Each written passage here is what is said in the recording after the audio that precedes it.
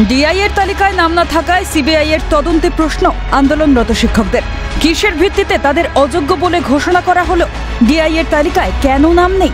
School service কমিশনের চেয়ারম্যানের কাছে জবাব চাইতে ধর্নায় সিবিআই প্রদত্ত তালিকায় নাম থাকা চাকরিহারারা। চেয়ারম্যানের কাছে আমরা জানতে এসেছি, লিস্টে আমাদের নাম নেই কেন?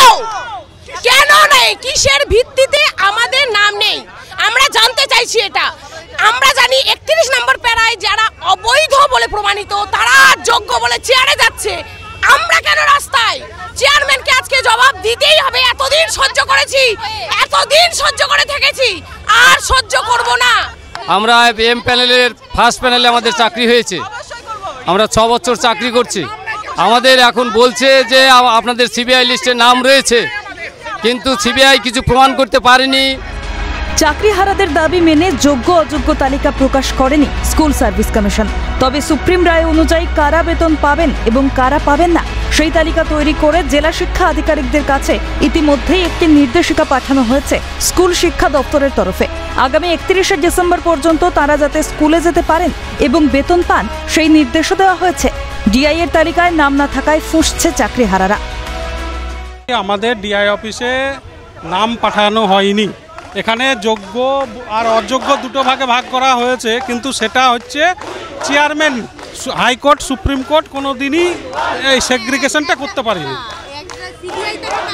সিবিআই ডাটা তালিকা দিয়েছে, সেটা হাইকোর্টে বা সুপ্রিম কোর্টে কোথাও প্রমাণ হয়নি। কার তালিকায় রয়েছে? সিবিআই।